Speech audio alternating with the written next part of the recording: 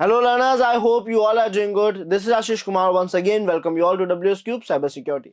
Learners, आज हम बात करने वाले हैं RFI के बारे में, रिमोट फाइल इंक्लूजन। एक बहुत ही शानदार वल्नरेबिलिटी जो हमें कई वेब टेक्नोलॉजीज में देखने को मिलती है। ये है क्या, ये काम कैसे करती है, इस कमी को टेस्ट कैसे करा जाता है, और इतने ही नहीं, जब इस कमी को सिक्योर करने के लिए डेवलपर एंड पे या फिर सिक्योरिटी प्रोफेशनल्स के एंड पे सिक्योरिटी अप्लाई करी जाती है, तो हम उसे बाईपास कैसे कर सकते हैं, उसे बाईपास करने की कितनी डिफरेंट टेक्निक्स है, उसके बारे में हम डिस्कशन करने वाले हैं। इन शॉर्ट आज हम टोटल 6 चीजें सीखने वाले हैं। अब ये 6 चीजें क्या है, तो सर सबसे पहले हम देखेंगे कि आरएफआई क्या है, उसके बाद हम देखेंगे काम कैसे करता है ना। देन हम देखेंगे इसकी मेथोडोलॉजी क्या है। मेथोडोलॉजी का मतलब होता है लर्नर्स अटैक करने का तरीका, कमियां ढूंढने का तरीका, हम किस तरीके से आरएफआई की वल्नरेबिलिटीज ढूंढते हैं। उसके बाद हम देखेंगे 6 एडवांस बाईपास टेक्निक, सबसे इंपॉर्टेंट पार्ट। यहाँ पे हम एक या दो बाईपास टेक्निक्स नहीं, टोटल 6 अलग टेक्निक्स सीखेंगे जिसकी मदद से हम आरएफआई की सिक्योरिटीज को बाईपास कर पाते हैं, और आखिर में वहां पे लूपहोल है या नहीं, कमी है या नहीं, वो ढूंढ पाते हैं। तो ये आप लोगों के लिए बहुत ज्यादा काम आने वाली है, यही हम डिटेल में जाके समझेंगे और उसके कुछ एग्जांपल्स भी देखेंगे ताकि आपको थोड़ा बेटर लेवल पे क्लैरिटी हो। और फाइनली लास्ट में हम देखेंगे इसकी मिटिगेशंस, यानी हम देखेंगे कि इसको सिक्योर कैसे करा जाए। ओवरऑल आरएफआई की वल्नरेबिलिटीज को सिक्योर करने के लिए एक डेवलपर या सिक्योरिटी प्रोफेशनल्स क्या क्या कर सकते हैं। बिफोर स्टार्टिंग लर्नर, अगर आप ढूंढ रहे हैं WSCH यानी WS क्यूबटेक के सर्टिफाइड एथिकल हैकिंग बैच को, जिसमें आप एक्सपीरियंस मेंटर की गाइडेंस में लाइव जूम क्लासेस के जरिए हर एक टॉपिक को प्रैक्टिकली परफॉर्म कर पाते हैं, अपने डाउट्स, अपनी प्रॉब्लम्स, अपनी एरर्स रिजॉल्व कर पाते हैं, और मेंटर की गाइडेंस के साथ अपने करियर को साइबर सिक्योरिटी एथिकल हैकिंग में सिक्योर कर पाते हैं। और इतना ही नहीं लर्नर्स, आपको कोर्स कंप्लीशन सर्टिफिकेशन के साथ मिलेगा 12+ असाइनमेंट्स, 3 बड़े प्रोजेक्ट्स जो कि आपकी ओवरऑल प्रैक्टिकल स्किल्स को इंप्रूव करने में काफी मदद करेंगे। हर एक टॉपिक की चीट शीट्स और नोट्स भी आपको वहीं पे साथ में मिलेंगे। सो ओवरऑल आपकी लर्निंग एक्सपीरियंस को बेटर बनाने के लिए, आपके स्किल्स को बेटर लेवल पे शार्प करने के लिए और कंप्लीट साइबर सिक्योरिटी पार्ट को प्रैक्टिकल सीखने के लिए आप लोग अभी नीचे दिए गए इस लिंक पे क्लिक करके एनरोल कर सकते हैं WSCH में।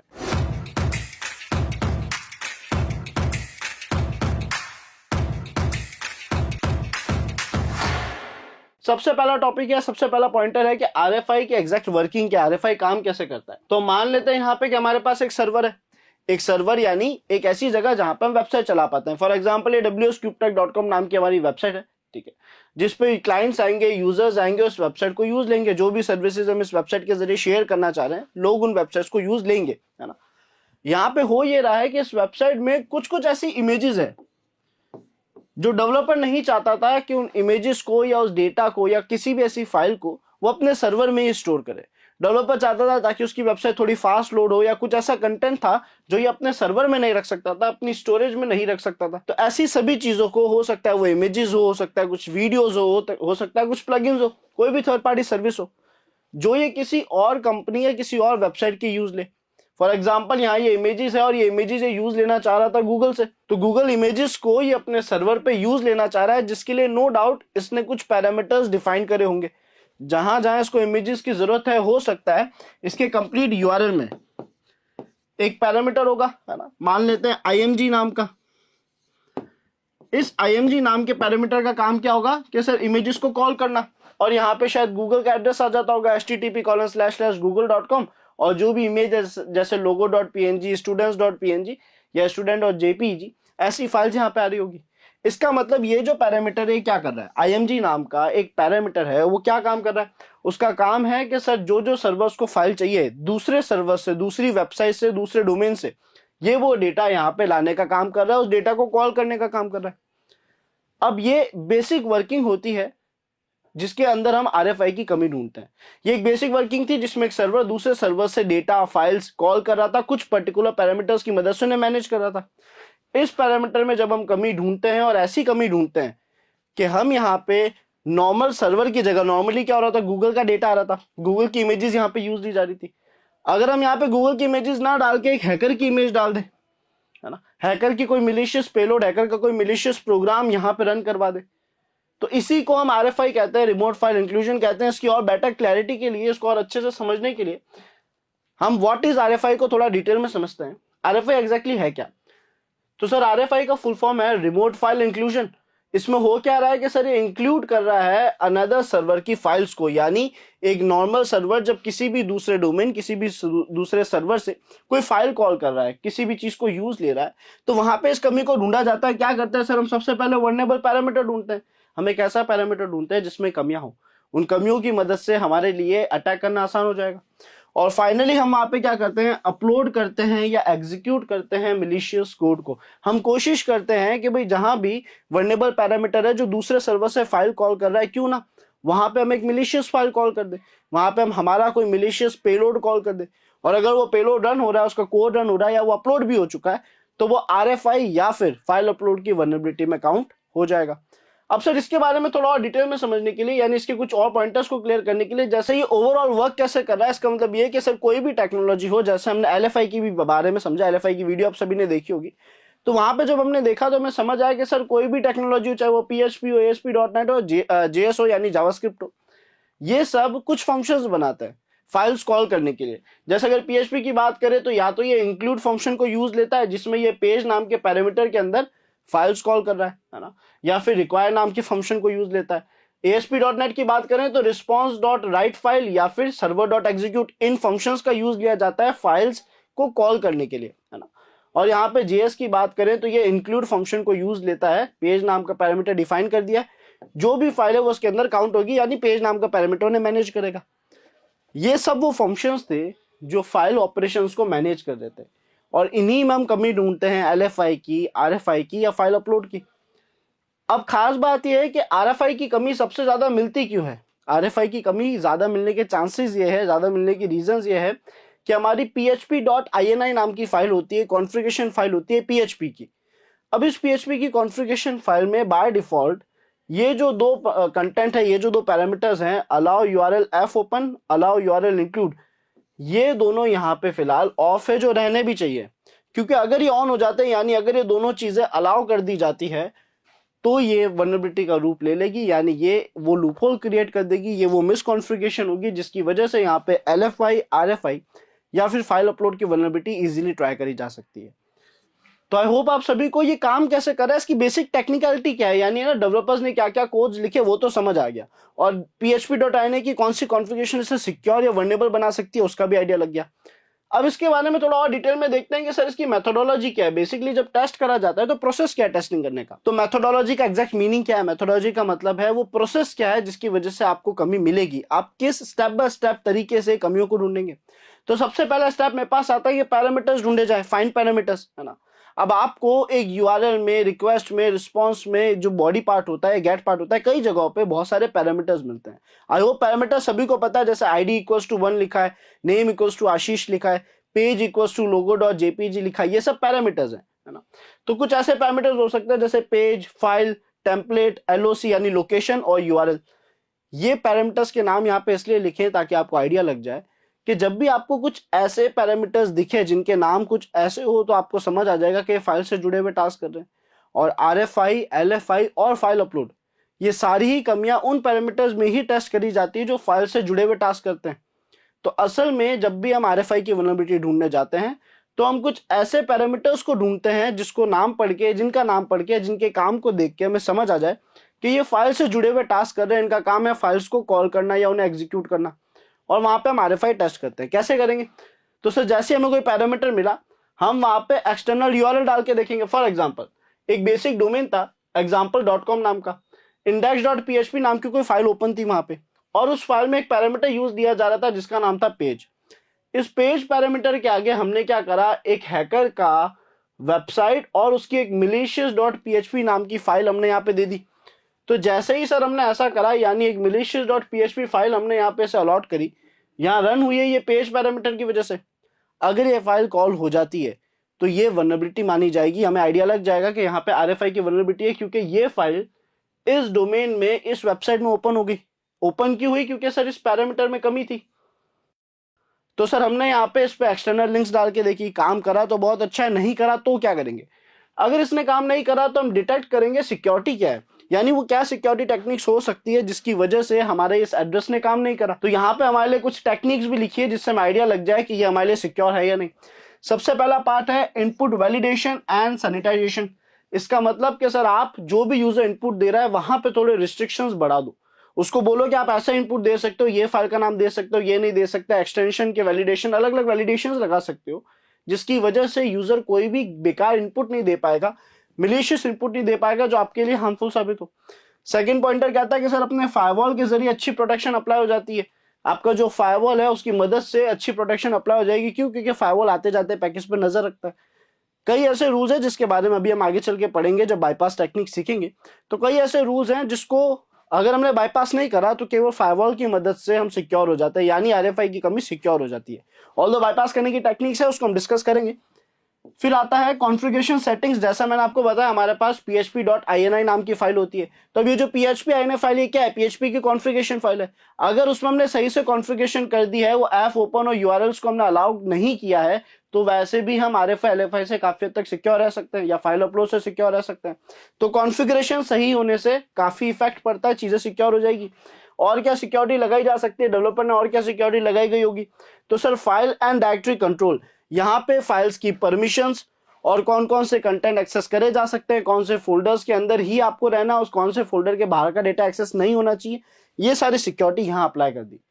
तो अब ये डिफरेंट डिफरेंट तरीके की सिक्योरिटीज हो सकती थी, लेकिन हमारे लिए जरूरी है कि हम ये फिगर आउट करें, हम डिटेक्ट करें कि यहाँ सिक्योरिटी क्या क्या हो सकती थी। अगर फायरवॉल है तो कौन सा है, इनपुट वैलिडेशन लगा रखे हैं तो क्या क्या लगा रखे हैं, कॉन्फ़िगरेशन अगर अच्छे से कर रखी है तो क्या कॉन्फ़िगरेशन कर रखी है, सेटिंग्स अभी क्या रखी हुई है, कोई ना कोई वीकनेस तो होगी किसी सेटिंग में, है ना। उसके अलावा लास्ट में कि सर कौन कौन सी फाइल को क्या क्या परमिशन दे रखी है, यानी हमारी बाउंडेशंस क्या है, हम क्या कर सकते हैं और क्या नहीं। जब हम ये डिटेक्ट कर लेंगे तो हमारे लिए उसे बाईपास करना बहुत आसान हो जाएगा। और फाइनली लास्ट में हम अप्लाई करेंगे बाईपास सिक्योरिटी टेक्निक्स। और इन टेक्निक्स को अप्लाई करने के लिए ये रही आपकी 6 टेक्निक्स जो आप अप्लाई करोगे, मैं आपको बता देता हूँ। सबसे पहले है एक्सटेंशन मैनिपुलेशन, यानी आप एक फाइल के एक्सटेंशन को छेड़ेंगे। ये कैसे वर्क करेगा उसको हम डिटेल में समझने वाले हैं अभी। सेकंड पॉइंटर आता है प्रोटोकॉल स्मगलिंग, यहाँ पे आप डिफरेंट डिफरेंट प्रोटोकॉल्स के जरिए इन फायरवॉल्स को, इनके रूल्स को बाईपास करने की कोशिश करते हैं, सिक्योरिटीज को बाईपास करने की कोशिश करते हैं। फिर आता है हमारे पास इनकोडिंग टेक्निक्स, अपने कंटेंट को इस तरीके से लिख दिया जाए कि लोग पढ़ के समझ ही ना पाए। और जब लोग यानी हमारा फायरवॉल और हमारी सिक्योरिटी है वैलिडेशंस, जब कंटेंट को पढ़ के समझ ही नहीं पाएंगे तो उसे रोक भी नहीं पाएंगे। तो यहाँ पे हम इनकोडिंग टेक्निक्स के जरिए बाईपास कर पाएंगे सिक्योरिटी रूल्स को, फायरवॉल्स को, वेब एप्लीकेशन फायरवॉल्स को। फिर हमारे पास आता है पीएचपी स्ट्रीम रैपिंग, बहुत ही शानदार टेक्निक जिसमें हम 3 अलग अलग टेक्निक्स का यूज लेते हैं, उसको हम डिटेल में पढ़ेंगे। इस स्ट्रीमिंग की वजह से, इस रैपिंग की वजह से हम अपने कंटेंट को बहुत ही अलग अलग तरीके से सर्वर पे अपलोड कर पाते हैं या फिर अपनी फाइल्स को कॉल कर पाते हैं। देन हमारे पास आता है होस्ट बेस्ड अटैक, एक ऐसा अटैक जिसमें हम लोकल होस्ट को ही कॉल करके कमियां ढूंढने लग जाते हैं। इसकी जरूरत क्यों पड़ी, कहां पड़ी, ये हम अभी समझने वाले हैं कुछ ही देर में। और फाइनली लास्ट टेक्निक आती है ऑब्सुफिकेशन मेथड, जिसका मतलब है कि आपके कंटेंट को इस तरीके से लिख दो या उस पर उस तरीके की लेयर्स लगा दो ताकि लोग उसे अगेन मैच ना कर पाए, समझ ना पाए। तो हमने एक बेसिक मेथोडोलॉजी देखी और यहाँ पे 6 पॉइंटर्स देखे जिसकी वजह से हम इन कंटेंट को, इन सिक्योरिटीज को बाईपास कर पाते हैं। आरएफआई की कमी में जो जो सिक्योरिटी लगाई गई थी हम उसे बाईपास कर पाएंगे। अब हर एक टेक्निक को हम थोड़ा डिटेल में पढ़ने की कोशिश करेंगे। सबसे पहली टेक्निक की अगर हम बात करें, यहाँ पे सबसे पहला बाईपास टेक्निक्स की बात करें तो उसे हम कहते हैं एक्सटेंशन मैनिपुलेशन। अभी एक्सटेंशन मैनिपुलेशन का मतलब क्या है कि सर फाइल्स के एक्सटेंशन के साथ छेड़खानी करना। फॉर एग्जाम्पल, बाय डिफॉल्ट अगर कभी भी मैं आरएफआई की कमी टेस्ट करूंगा तो मैं वहां पे एक पीएचपी फाइल अपलोड करूंगा, आशीष.php, जिसमें पीएचपी का कोड लिखा होगा जो हार्मफुल है सर्वर के लिए। लेकिन अगर मुझे कुछ सिक्योरिटीज को बाईपास करना है तो मेरी पहली टेक्निक क्या रहेगी, एक्सटेंशन मैनिपुलेशन। क्या कहता है कि सर फॉर एग्जांपल ये यूआरएल था, इसमें पेज नाम का पैरामीटर था, यहाँ पे आपने अपना डोमेन दिया और अपनी कोई फाइल दी। पहले आप देते थे hack.php, एक्सटेंशन क्या देते थे, hack.php देते थे। बट यहाँ सिक्योरिटी लगा रखी थी कि वो पीएचपी एक्सटेंशंस को सपोर्ट नहीं कर रहा था। जैसे आप एक पीएचपी फाइल अपलोड करोगे आपको मना कर देगा, किसी भी तरीके की सिक्योरिटी हो। अब आपका कोड तो एग्जीक्यूट नहीं होगा या आपकी फाइल उस तरीके से अपलोड नहीं हो पाएगी, कॉल नहीं हो पाएगी। तो ऐसे में हम क्या कर सकते हैं, 2 टेक्निक्स अप्लाई होती है सर। एक तो सिंगल एक्सटेंशन है जिसमें हमने अब टेस्ट नाम की जो फाइल थी इसका एक्सटेंशन .txt रख दिया इंस्टेंट ऑफ php, यानी हमने इसका नाम test.php नहीं रखा क्योंकि हो सकता है हमें रोक दिया जाता। इसका नाम test.txt जरूर है लेकिन इसमें कंटेंट तो पूरा php का है। और खास बात यह है कि php का जो इंक्लूड फंक्शन है वो भले ही .txt फाइल को यूज ले ले यानी एक्सेप्ट कर ले, बट वो उसे रन कर देता है। कहने का मतलब जो हमारा php का इंक्लूड फंक्शन है वो .txt से, उसका एक्सटेंशन से लेना देना नहीं है। हम कोई भी फाइल देंगे तो वो उसे एज अ PHP फाइल समझ के रन करने की कोशिश जरूर करेगा। हाँ, अब अगर उसमें कोई PHP कोड नहीं लिखा तो वो एग्जीक्यूट नहीं होगा, लेकिन यहाँ तो PHP कोड लिखा हुआ है, तो हो सकता है केवल सिंगल एक्सटेंशन चेंज करने से हमारा काम हो जाए, हमारी सिक्योरिटी जो है वो बाईपास हो जाए, हमारा PHP कोड अपलोड भी हो जाए और एग्जीक्यूट भी हो जाए। सेकंड पॉइंट जो हमारे पास आता है वो है यहाँ पे डबल एक्सटेंशन।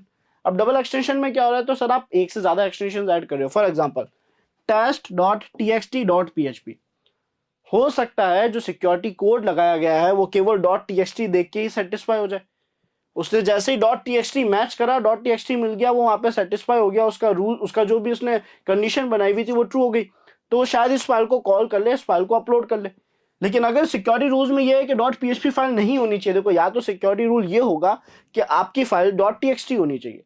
अगर एक्सटेंशन में उन्होंने एक नाम दे दिया कि केवल .txt होनी चाहिए तो ये अप्रूव हो जाएगी, क्योंकि जब वो मैच करेगा तो उसको .txt वर्ड दिख जाएगा। लेकिन अगर उन्होंने सिक्योरिटी कोड में ये लिखा कि .php नहीं होनी चाहिए, तो फिर वहां ये वाली टेक्निक काम नहीं आएगी, क्योंकि फिर वो .php को मैच करेगा, उसको लगेगा, उसको दिख जाएगा कि सर ये फाइल या फिर ये एक्सटेंशन तो यहाँ पे अवेलेबल है, तो अगेन ये इसको नहीं जाने देगा। लेकिन हो सकता है कि सिंगल एक्सटेंशन उस .php वाले रूल को बाईपास कर दे। ये पहली टेक्निक थी, एक बेसिक टेक्निक कहते हैं इसको, बिल्कुल स्टार्टिंग टेक्निक है कि अगर कोई भी दिक्कत आ रही है तो सर एक्सटेंशन चेंज करके देख लो फाइल अपलोड हो रही है कि नहीं हो रही। अब हम नेक्स्ट चीज यहाँ पे क्या करके देखेंगे, तो नेक्स्ट टेक्निक जो है वो बात करती है प्रोटोकॉल स्मगलिंग की। एक बहुत शानदार टेक्निक है, बहुत ज्यादा काम आएगी हमारे। सो प्रोटोकॉल स्मगलिंग को समझने से पहले एक चीज हम समझ लेते हैं कि जो भी टेक्नोलॉजी हम यूज ले रहे हैं, PHP है या फिर उसके अंदर अपाचे यूज ले रहे हैं, NGINX यूज ले रहे हैं, जो भी टेक्नोलॉजीज हम यूज ले रहे हैं, बाय डिफॉल्ट वो टेक्नोलॉजीज डिफरेंट डिफरेंट प्रोटोकॉल्स को सपोर्ट करती है। हमारे PHP के इंक्लूड फंक्शंस के जरिए या पेज पैरामीटर के जरिए जो फाइल्स हम कॉल कर रहे थे, और ये सारा टास्क जिस भी सॉफ्टवेयर के अंडर हो रहा है, चाहे वो अपाचे 2 हो, चाहे वो NGINX हो या कोई भी सॉफ्टवेयर हो, ये ज्यादातर टेक्नोलॉजीज डिफरेंट डिफरेंट प्रोटोकॉल्स को सपोर्ट करती है। यानी सर हमारे उस पेज पैरामीटर के आगे हम जो एड्रेस दे रहे थे वो HTTP प्रोटोकॉल भी सपोर्ट करेगा, वो तो बाय डिफॉल्ट करता ही है ना। पेज के आगे जो एड्रेस आप दे रहे हो उसमें HTTP प्रोटोकॉल तो होगा, लेकिन उसके अलावा आप FTP प्रोटोकॉल भी यूज ले सकते हो, वो भी सपोर्ट करेगा। SMB या CISF जो एक बहुत पुराना प्रोटोकॉल है, अब काम नहीं आता, पर SMB कंटिन्यूस अपडेट होता रह रहा है, तो SMB के प्रोटोकॉल्स और साथ ही साथ DNS प्रोटोकॉल को, तीनों को ही सपोर्ट करता है। और क्योंकि इन प्रोटोकॉल्स को सपोर्ट करा जाता है, लेकिन एक जो डेवलपर है या फिर जो सिक्योरिटी प्रोफेशनल है वो उस तरीके के रूल्स कॉन्फ़िगर नहीं कर पाता, इतने ज्यादा रूल्स डिफाइन नहीं कर पाएगा ना कि ये प्रोटोकॉल भी यूज मत लो, ये भी मत लो, ये भी मत लो। उनने बेसिक रूल्स क्या लगाए होंगे कि फाइल का एक्सटेंशन ही होना चाहिए, HTTP प्रोटोकॉल नहीं लगाया हुआ होना चाहिए। असल में फायरवॉल्स का जब यूज लिया जाता है तो फायरवॉल क्या करता है, जितने भी एक मशीन से आउटगोइंग पैकेज है, कुछ तो रिक्वेस्ट आती है, रिक्वेस्ट को अलाउ कर रहा है, लेकिन जितने भी मशीन से पैकेज बाहर जा रहे हैं, सर्वर से जितने भी पैकेज बाहर जा रहे हैं, नॉर्मली फायरवॉल उन्हें रोक देता है, और कई बार प्रोटोकॉल वाइज भी रोक देता है। यानी हो सकता है इस मशीन का फायरवॉल कहे कि आप कोई भी HTTP रिक्वेस्ट भेज नहीं सकते, यानी सर्वर को बोल दिया कि आप अपनी मशीन से कोई भी आउटगोइंग पैकेट HTTP प्रोटोकॉल का नहीं भेजोगे। तो ऐसे में ये टेक्निक्स काम आ जाएगी, क्योंकि FTP हो, SMB हो या DNS हो, ये सारे ही प्रोटोकॉल्स तो डिफरेंट है। अब HTTP वाले रूल को तो हम तोड़ ही नहीं रहे, इसने क्या बोला कि आपकी मशीन से कोई भी HTTP पैकेट नहीं जाना चाहिए, और हम उस HTTP पैकेट को भेज ही नहीं रहे। हम अब भेज रहे हैं या तो FTP या SMB या DNS प्रोटोकॉल के जरिए। और ये कैसे करा जाता है, तो आप देखोगे हमारे पास कोई URL होगा जिसके एंड में पैरामीटर दे रखा है पेज नाम का पैरामीटर, उसके आगे हमने लिखा FTP:// जबकि यहाँ पे नॉर्मली HTTP:// आता है। लेकिन क्योंकि ये FTP प्रोटोकॉल को सपोर्ट करता है, तो हैकर ने क्या करा, अपनी मशीन में FTP के जरिए सर्विस चालू कर दी, सर्वर बना दिया, एक FTP सर्वर क्रिएट कर दिया, उसके जरिए फाइल शेयरिंग चालू कर दी, और उसका एड्रेस यहाँ पे दे दिया। FTP हैकर का IP, हैकर का डोमेन, और उसकी वो फाइल जो वो यहाँ पे अपलोड करना चाहता है, जो वो यहाँ पे रन करवाना चाहता है, लोड कराना चाहता है, ये FTP के जरिए करा हुआ टास्क अपलोड हो जाएगा, ये काम करने लग जाएगा, बिकॉज यहाँ पे FTP को रोकने के लिए कोई रूल बनाया ही नहीं। सेम गोज फॉर SMB, जो SMB सर्विस है उसके जरिए भी हम फाइल शेयरिंग करते हैं, जिसमें हमारे पास कोई URL होगा, अगेन पेज नाम का पैरामीटर है, तो उसके बाद हमने सीधा एड्रेस दे दिया जिसमें हम / अटैकर का IP या उसका डोमेन और उसकी वो फाइल जो हम शेयर करना चाहते हैं शेयर कर देंगे। लेकिन हमें पहले SMB सर्वर होस्टिंग करनी पड़ेगी, है ना, जिसके लिए हमारे पास अलग अलग ऐप्स हैं, अलग अलग प्रोग्राम्स हैं। SMB server.py नाम का भी प्रोग्राम है, वो क्या करेगा, तो सर हम वहाँ पे वो हमारे लिए एसएमबी सर्विस को चालू कर देगा, हमारी मन पसंदीदा फाइल को शेयर कर देगा, तो हमारे पास एक पब्लिक एड्रेस आ जाएगा। पब्लिक एड्रेस लेने के लिए हम उसे पोर्ट फॉरवर्डिंग भी कर सकते हैं। इन शॉर्ट हमारे पास एक एड्रेस आ चुका है जिसमें मेरी एक फाइल शेयर हो रही है एसएमबी प्रोटोकॉल के जरिए। वो एड्रेस हमने यहाँ पे लिखा और ये फाइल कॉल हो जाएगी सर्वर के उस इंक्लूड फंक्शन में, क्योंकि वो एसएमबी प्रोटोकॉल को सपोर्ट करता है। यही चीज डीएनएस में भी हो रही है, लेकिन इस बार अप्रोच डिफरेंट है। मान लेते हैं फायरवॉल ने जो रूल लगाया था उसमें उसने क्या बोला, एचटीटीपी के आउटगोइंग पैकेट्स नहीं होने चाहिए, सर्वर से कोई भी पैकेट एचटीटीपी प्रोटोकॉल का नहीं जाना चाहिए। हमने यहाँ पे क्या करा, क्योंकि पैरामीटर सर्वर का और सर्वर के इस पैरामीटर के जरिए हम फाइल्स कॉल कर रहे हैं अलग अलग दूसरे सर्वर से या हैकर के सर्वर से, हमने यहाँ पे डीएनएस का यूज लिया। हमने पोर्ट बदल दी। बाय डिफॉल्ट पोर्ट 80 पे 443 पे सारे ट्रांजेक्शन होते हैं। हमने इसे कहा कि सर पहले हमने डीएनएस होस्टिंग करी, डीएनएस के जरिए फाइल शेयरिंग करी, और फिर हमने पेज पैरामीटर के आगे प्रोटोकॉल सारा एड्रेस दिया, लेकिन पोर्ट 53 दी जो कि डीएनएस की पोर्ट है, और उसके अंदर जो हमारी फाइल शेयर हुई थी उसका एड्रेस दे दिया। ये भी बाईपास करने का एक बहुत शानदार टेक्निक है। जब आप लोग इसे इंप्लीमेंट करोगे तो आप देखोगे कि आप लोगों के लिए काफी अच्छे लेवल पे रिस्पांस कर रहे होंगे, चाहे वो एफटीपी हो, चाहे वो एसएमबी हो, या फिर हमारा डीएनएस हो। आई होप लर्नर्स आप सभी को प्रोटोकॉल स्मगलिंग का काम समझ आ गया होगा कि सर यहाँ पे क्योंकि एचटीटीपी प्रोटोकॉल्स पे रूल लगा रखे हैं, तो उसको छोड़ के हमने बाकी जो प्रोटोकॉल्स वो टेक्नोलॉजी सपोर्ट कर सकती थी उनके जरिए फाइल्स को लोड करवाने की कोशिश करी। अब बढ़ते हैं नेक्स्ट टॉपिक की तरफ, यानी नेक्स्ट पॉइंटर की तरफ, जो कि फायरवॉल बाईपास का पॉइंटर है। ये है इनकोडिंग टेक्निक्स। बहुत बेसिक सी बात है कि सर अगर आपके कोड को आप भेज रहे हो और उस कोड को लोग डिटेक्ट करके मैच करके रोक दे रहे हैं कि इसमें तो एचटीटीपी लिखा हुआ है, इसमें तो किसी दूसरे डोमेन का नाम लिखा हुआ है, या इसमें जो फाइल का नाम है वो सही नहीं है, इसका एक्सटेंशन .php है, ऐसा कुछ भी हो रहा है, तो आप जो कंटेंट भेज रहे हो उसे अलग तरीके से लिख दो ताकि कोई पढ़ के समझ ना पाए। अब अगर मेरा कंटेंट पढ़ा ही नहीं जा पाएगा तो मैच भी नहीं होगा, और मैच नहीं होगा तो मैं उस फायरवॉल को बाईपास, उस सिक्योरिटी को बाईपास कर पाऊंगा, उस इनपुट वैलिडेशन को बाईपास कर पाऊंगा। तो यहाँ पे क्या क्या टेक्निक्स है, तो सबसे पहले टेक्निक आती है सर आप बेस 64 की इनकोडिंग यूज ले सकते हो, जिसके लिए हम क्या करेंगे, तो सर यहाँ पे पेज नाम का पैरामीटर है, मुझे जो भी कंटेंट हो सकता है, मुझे पीएचपी का सीधा कोड अपलोड करना हो, या मैं जो भी एड्रेस अपलोड कर रहा था मैं उसको बेस 64 में इनकोड करूंगा और डायरेक्टली सेंड कर दूंगा, क्योंकि कई बार ऐसी इनकोडेड डेटा को पीएचपी बाय डिफॉल्ट ऑटोमेशन में डिकोड कर देता है। तो जब वो ऐसा डिकोड करेगा या मैं कुछ फंक्शंस के जरिए डिकोड करा दूंगा तो मेरा फंक्शन है, मेरा प्रोग्राम रन हो जाएगा। तो आप बेस 64 इनकोडिंग अपलोड कर सकते हो, वहां पे वर्क करेगी। उसके अलावा आप डबल इनकोडिंग का यूज ले सकते हो। डबल इनकोडिंग में क्या हो रहा है, तो सर आपने एक बार इनकोड नहीं करा, जैसे नॉर्मल क्या होता है हम यूआरएल इनकोडिंग कर देते हैं, एक बार कर देते हैं, तो जैसे ही बाय डिफॉल्ट लोड होती है ऑटो डिकोड कर दी जाती है। अब वो इनकोडेड डेटा क्योंकि डिकोड हो गया तो वो मैच हो जाएगा, उससे रोक दिया जाएगा। लेकिन यहाँ पे हमने 2 बार इनकोडिंग करी, पहले एक बार इनकोड करा, फिर जो डेटा है उसको फिर से यूआरएल इनकोड करा है, किसी भी टेक्निक में इनकोड करा। जब ऐसा करा तो इसको डिटेक्ट करने के चांसेस कम हो गए और इससे बाईपास होने के चांसेस बढ़ गए। तो अगेन पेज नाम का पैरामीटर है, अब इसके आगे जितने भी स्पेशल कैरेक्टर्स है उन सबको यहाँ पे अच्छे से डुअल इनकोड कर दिया है ताकि वो डिटेक्ट ना हो और जो भी वैलिडेशंस लगा रखे हैं उनको बाईपास कर पाए। फाइनली लास्ट आता है सर हैक्स इनकोडिंग। आप हैक्स इनकोडिंग का यूज ले सकते हैं, जो भी कंटेंट है उसे हैक्स में कन्वर्ट करो, अपने पैरामीटर के आगे दे दो और चांसेस रहेंगे कि उस लगे हुए वैलिडेशन को बाईपास कर पाएगा। अब बात करते हैं नेक्स्ट टेक्नोलॉजी की, जो कि है हमारी पीएचपी स्ट्रीम रैपिंग। अभी पीएचपी स्ट्रीम रैपिंग में हमें 3 टेक्नोलॉजीज मिल रही है, 3 तरीके मिल रहे हैं उसको अप्लाई करने के। इसका कहना है कि सर आप डायरेक्टली जो कंटेंट है या जो कोड है, जो मिलिशियस पेलोड है, उस कोड को डायरेक्टली अपलोड क्यों नहीं कर देते। फॉर एग्जाम्पल हमने डेटा रैपर का यूज लिया। यहाँ पे 3 टेक्निक्स है रैपिंग की, पहला डेटा रैपर, दूसरा पीएचपी इनपुट रैपर, तीसरा पीएचपी फिल्टर रैपर, है ना। तो इन तीनों की मदद से मैं लिखे हुए कंटेंट को रैप कर पाता हूँ, और रैपिंग में हम इनकोडिंग डाल देते हैं। हम कर क्या रहे हैं कि सर हम फाइल अपलोड की जगह या किसी फाइल को डायरेक्ट कॉल करने की जगह हम सीधा कोड को ही कॉल कर रहे हैं, सीधा जो हमारा प्रोग्राम था उसी को कॉल कर रहे हैं। तो डेटा रैपर में हमने क्या करा, सर ये पेज के आगे हमने डेटा के फंक्शन को कॉल करा जो पीएचपी का फंक्शन है, और ये वर्क करता है। आप पैरामीटर के आगे डेटा फंक्शन को कॉल करोगे, आपने यहाँ पे लिखा कॉलन, टाइप बताया कि सर मैं टेक्स्ट और प्लेन डेटा दे रहा हूँ, यानी आपने किस तरीके का डेटा दिया वो आपको टाइप डिफाइन करना है। आपने टाइप डिफाइन कर दिया कि सर मैं टेक्स्ट और प्लेन, मतलब ना प्लेन टेक्स्ट सबमिट कर रहा हूँ, लेकिन आपने क्या करा, बेस 64 इनकोडेड डेटा यहाँ पे अपलोड करा। अब इस डेटा में क्या लिखा होगा, हो सकता है इस डेटा में आपने पीएचपी का कोई फंक्शन कॉल कर दिया हो, पीएचपी इन्फो कॉल कर दिया हो। तो अब पीएचपी का कोड मैंने डायरेक्ट अपलोड कर दिया पेज पैरामीटर के जरिए, और क्योंकि इंक्लूड फंक्शन के काम ही ऐसे हैं, जो हमारा पीएचपी है उसमें इंक्लूड फंक्शन की वर्किंग ही ऐसी है कि वो उस कोड को एग्जीक्यूट कर देगा, वो एरर्स नहीं देगा। अगर ये बाईपास हो जाता है, सही से वर्क कर रहा है, तो उस कोड को एग्जीक्यूट कर देगा, और हमारा जो एंड गोल था, जो हम चाहते थे कि पीएचपी का कोड एग्जीक्यूट हो, वो हमें एग्जीक्यूट होता दिख जाएगा। बात करें दूसरी टेक्निक की, तो पीएचपी इनपुट रैपर क्या करता है सर, ये वर्क करता है पोस्ट पे। जो हमारा डेटा रैपर था ना, ये तो गेट यूआरएल्स में वर्क कर जाता है, यानी सीधा यूआरएल्स में इस कोड को लिखने से काम हो जाता है।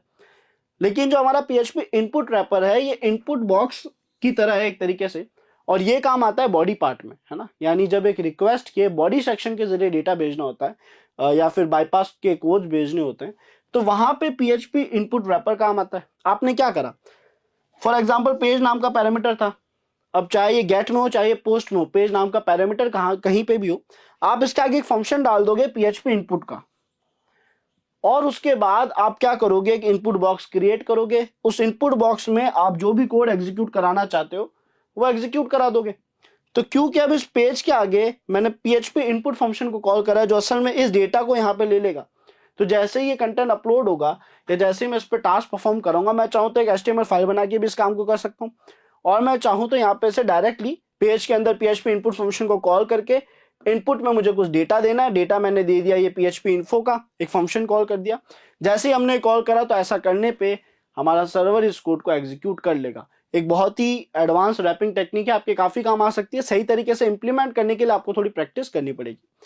फिर हम बात करते हैं पीएचपी फिल्टर रैपिंग की। इसमें क्या करा, तो सर अगेन पीएचपी का एक बहुत शानदार फंक्शन है जो स्टेटस कोड्स को भी बाईपास करने के काम आता है। कई बार हम देखते हैं कि सर हमने एलएफआई की कमी ढूंढ ली, हमने यहाँ पे फाइल इंक्लूजन की कमी ढूंढ ली, इंडेक्स ऑफ की कमी ढूंढ ली, लेकिन जो कमियां हमने ढूंढी है उसका डेटा हमें नहीं दिखा रहा। फॉर एग्जाम्पल मैं config.php नाम की फाइल को कॉल कर रहा हूँ, वो कॉल तो हो गई लेकिन मेरी डिस्प्ले बिल्कुल ब्लैंक है, कोई डेटा नहीं आ रहा। वहां पे भी यही टेक्निक काम आती है। और सर यहाँ पे भी जो कोड हम अपलोड करना चाहते हैं, जो फाइल वहां पे कॉल कराना चाहते हैं, उसमें भी ये टेक्निक काम आएगी। एक बहुत अच्छी चीज है कि अगर आपने अपने यूआरएल में दिए गए किसी भी पैरामीटर में जो फाइल से जुड़े हुए टास्क कर रहा है, जिसमें बेसिकली पीएचपी का इंक्लूड फंक्शन यूज लिया गया था बैकएंड में, वहां पे अगर आप लिखते हैं php://filter और उसके बाद convert.base64 इनकोड, तो असल में आप इसके आगे जो भी एड्रेस देंगे कि उसे base64 में इनकोड कर देगा एग्जीक्यूट होने से पहले।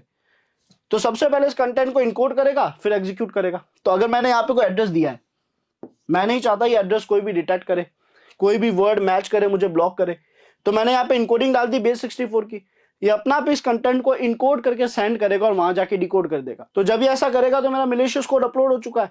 और अगर मैं किसी फाइल का डेटा कॉल कर रहा था, मुझे एलएफआई की कमी मिली, इंडेक्स ऑफ की कमी मिली, मैं देखना चाहता हूँ इस फाइल में क्या लिखा है, तो वहां पे भी मैं इस पीएचपी के फंक्शन को कॉल करूंगा, बस इस पूरे एड्रेस की जगह मैं उस फाइल का नाम दे दूंगा, तो वो उस फाइल को इनकोड करके सारा डेटा मुझे आउटपुट में प्रिंट कर देगा।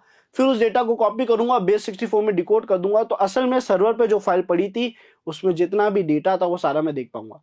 थोड़ा आपको इंप्लीमेंट करने की जरूरत पड़ेगी, तब आप और अच्छे से समझ पाओगे। थोड़ी यूट्यूब गाइडेंस और पॉलिसीज का ध्यान रखते हुए हम आपको प्रैक्टिकल चाह के भी ज्यादा नहीं दिखा पा रहे, बट कोशिश करिए कि आपको ज्यादा से ज्यादा नॉलेज ऐसे ही एग्जाम्पल्स के जरिए दिया जा सके। आई होप आपको यह पार्ट क्लियर हो रहा होगा, समझ आ रहा होगा। बात करते हैं नेक्स्ट टॉपिक की, यानी एक और बाईपास टेक्निक की, जिसको हम कहते हैं होस्ट बेस्ड अटैक। अब ये होस्ट बेस्ड अटैक क्या है, तो सर अगर हमारे फायरवॉल ने एक ऐसा रूल बनाया कि एक डोमेन किसी भी दूसरे डोमेन से बात नहीं कर सकता, अगर ऐसा कह दिया, तो अगर उसने डोमेन की वाइट लिस्टिंग कर दी कि सर केवल ये डोमेन ही काम आएंगे, इसके अलावा दूसरे डोमेन काम नहीं आएंगे, तो ऐसे में अगर मैं कह रहा हूं कि भाई hack.com नाम के डोमेन का डेटा लेकर आओ, तो वो तो मना कर देगा। तो हम उसमें क्या करते हैं, हम ये देखने के लिए कि भाई वहां कमी है या नहीं, हम हमेशा पैरामीटर के आगे लोकल एड्रेस देते हैं, क्योंकि कोई भी फायरवॉल रूल, कोई भी सर्वर अपने लोकल होस्ट से बात करने के लिए ज्यादातर नहीं रोकता। सबसे ज्यादा पावर, सबसे ज्यादा परमिशंस लोकल होस्ट के पास होती है। तो हम लोकल होस्ट के अंदर रखी हुई किसी फाइल को कॉल करने की कोशिश करते हैं, और अगर वो वर्क कर रहा है तो हम इसे रीडायरेक्ट कर देंगे, हम इसे कन्वर्ट कर देंगे एलएफआई की वल्नरेबिलिटी में। क्योंकि सर अब मैं लोकल सर्वर की फाइल्स कॉल कर पा रहा हूँ, है ना। तो यहाँ पे मैं पीएचपी कुछ भी चाहे, जैसे जैसे एक्सप्लॉइट करेंगे हम इसे आगे, मैं इसे और बड़ा भी बना सकता हूँ, लेकिन हम इस बात का ध्यान रखेंगे कि अगर एक सर्वर या कभी भी कोई भी सर्वर, कोई भी रूल लोगों से बात करने से मना कर रहा है, किसी दूसरे डोमेन से अलग अलग रूल्स बना रखे हैं, तो वहां पे लोकल होस्ट पे वो रूल्स अप्लाई नहीं होते। ऐसा ही हम अलग अलग स्टेटस को उसको बाईपास करने के लिए भी करते हैं। हम दिखाते हैं कि ये तो इंटरनल सर्वर की पैकेट है, सर्वर की रिक्वेस्ट है, और यहाँ पे हम क्या कर रहे हैं, सर्वर की डेटा को कॉल करने की कोशिश कर रहे हैं, तो ये ब्लॉक होने के चांसेस कम होंगे। अगर ये वर्क करता है तो इसे एलएफआई में कन्वर्ट कर देंगे। सेम यहाँ पे भी हो रहा है, हम इसमें एलएफआई की कमी डायरेक्ट ढूंढ सकते हैं।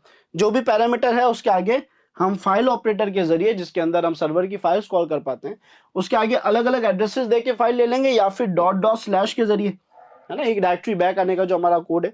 इन पर्टिकुलर टेक्निक्स की मदद से हम LFI भी अच्छे से ढूंढ पाते हैं और RFI की वल्नरेबिलिटी को LFI में कन्वर्ट भी कर पाते हैं। आई होप लर्नर्स आपको यहां तक का प्रोसेस भी क्लियर हो गया होगा, ये समझ आ गया होगा। अब फाइनली लास्ट टेक्निक आती है ऑब्सर्विफिकेशन टेक्निक। ये क्या कह रहा है कि सर क्योंकि वर्ड्स को मैच करा जा रहा है इसलिए आपको रोका जा रहा है ना, आपने HTTP लिखा तो उसको शायद मैच कर लिया होगा प्रोटोकॉल को, तो रोक लिया। तो यहां हम एक टेक्निक अप्लाई कर रहे हैं जिसमें हमने जितने भी अल्फाबेट्स थे, जो भी हमारा कंटेंट था, उसको अलग अलग तरीके से लिखा ताकि वो मैच ना करे। फॉर एग्जाम्पल अगर मैंने कोड लिखा है कि इफ यूजर ने जो डेटा दिया है ना, यानी यहाँ पे लिख देता हूँ यूडी, यूजर डेटा, अगर यूजर ने जो डेटा दिया है वो इक्वल है, बराबर है HTTP के, अगर मैंने ऐसा कोड दिया और मैं कह रहा हूं कि अगर ऐसा है तो उसे ब्लॉक कर दो, उसके पैकेट को आगे जाने ही मत दो, तो यहां पे अगर इस कोड में हमने HTTP इस तरीके से लिखा तो क्या ये HTTP और ये HTTP इक्वल है, बराबर है? नहीं है। इन दोनों में यहाँ पे डिफरेंस क्या आएगा? केस सेंसिटिविटी का, यानी सर ये लेटर्स कैपिटल लिखा है, ये से मैच नहीं करेगा, ये अलग लेटर है अलग लेटर, यानी अलग वर्ड है अलग वर्ड है, तो ये मैच नहीं करेगा और हम हो सकता है इस तरीके से बेसिक सिक्योरिटीज को बाईपास कर सके। तो हम ऐसी टेक्निक्स को अप्लाई करके जरूर देखते हैं, कई बार ये बाईपास कर देती है, डिपेंड करता है कि सामने रूल्स क्या अप्लाई है, किस तरीके से अप्लाई कर रखे। आई होप लर्नर्स आपको ये 6 टेक्निक्स फायरवॉल्स को या अलग अलग RFI सिक्योरिटीज को बाईपास करने की जो थी ये समझ आ गई होगी। अब अगर हम सिक्योर रखना चाहते हैं खुद को, हम चाहते हैं कि सर अब इसको प्रॉपर सिक्योर कैसे करें, ये जो वल्नरेबिलिटीज थी इनसे भी सिक्योर कैसे रहे, जो बाईपास टेक्निक्स हमने सीखी इससे सिक्योर कैसे करें, तो हम यहाँ पे क्या कर सकते हैं? सबसे पहले इनपुट वैलिडेशन और सैनिटाइजेशन अच्छे से अच्छे अप्लाई करेंगे, है ना। इसमें हम क्या करते हैं, तो सर यहाँ पे अगर आप देखोगे, आप वही वर्ड्स डालोगे जिन पे आप ट्रस्ट करते हो। आप कहोगे कि भाई इन डोमेन्स को मैं ट्रस्ट करता हूँ, आप कहोगे इन फोल्डर्स को ट्रस्ट करता हूँ, आप कहोगे ऐसे नाम्स को, ऐसे एक्सटेंशन को मैं ट्रस्ट करता हूँ, तो आप यूजर ने जो इनपुट दिया ना वहां सिक्योरिटी लगा दोगे। और एक चीज का ध्यान रखोगे कि कोई भी स्पेशल कैरेक्टर जो आपके लिए हार्मफुल हो सकता है, जैसे कि हमारा नल है ना, %00, या फिर हमारा मतलब नल बाइट, या फिर हमारा .// है, तो इन सबको मैं ब्लॉक कर दूंगा, जैसे ही आएंगे मैं इनको हटा दूंगा कोड में से। अगर मैं ऐसा करता हूं तो ऐसे केस में मैं ज्यादा सिक्योर हूं, ज्यादा सेफ हूं, क्योंकि मिलीशियस कोड इंजेक्ट नहीं करा जा पा रहा, ऐड नहीं करा जा पा रहा। फिर हमारे पास आता है फायरवॉल प्रोटेक्शन। अब फायरवॉल प्रोटेक्शन में हम क्या करते हैं, बाय डिफॉल्ट फायरवॉल कहता है कि जितने भी आउटगोइंग पैकेट्स है ना, आउटगोइंग रिक्वेस्ट एक सर्वर से जो भी डेटा बाहर जा रहा है, वहां पे HTTP को तो ब्लॉक ही कर दो, सर्वर से किसी दूसरे सर्वर पे कनेक्शन नहीं जाना चाहिए। आप चाहो तो ऐसे रूल्स लगा सकते हो। और इसके अलावा वेब एप्लीकेशन फायरवॉल के CRS को रूल सेट, इनको अप्लाई करने से कई वल्नरेबिलिटी सिक्योर हो जाती है। केवल फाइल इंक्लूजन और डायरेक्टरी ट्रैवर्सल अटैक की बात नहीं है, कोई भी अटैक हो, SQL injection, XSS, CSRF, CORS, अगर आपने एक अच्छा WAF कॉन्फ़िगर कर रखा है वेब एप्लीकेशन फायरवॉल, तो आपको इन सारी वल्नरेबिलिटी से सिक्योर कर देता है। तो ये एक बहुत इंपॉर्टेंट पार्ट होगा आपकी कई वल्नरेबिलिटी से बचने के लिए, केवल LFI RFI नहीं, कई वल्नरेबिलिटी से बचने में आपको मदद करेगा। फिर हमारे पास आता है configuration settings, for example php.ini, यानी आपका जो ओवरऑल जितनी भी फाइल्स है वहां पे ना कॉन्फ़िगरेशन सही रखनी है, अच्छी कॉन्फ़िगरेशन सेट रखनी है, मिस कॉन्फ़िगरेशन नहीं करनी। तो बेटर कॉन्फ़िगरेशन कैसे हो सकती है, कहाँ का हो सकती है, उसका छोटा एग्जांपल के जैसे php.ini है, तो यहाँ पे आपका अलाउड URL fopen ऑफ होना चाहिए, अलाउ URL इंक्लूड ऑफ होना चाहिए, ताकि कोई भी बाहरी फाइल या बाहरी URL कॉल ना करा जा सके, कोई भी एक्सटर्नल URL या फिर एक्सटर्नल फाइल कॉल ना करी जा सके।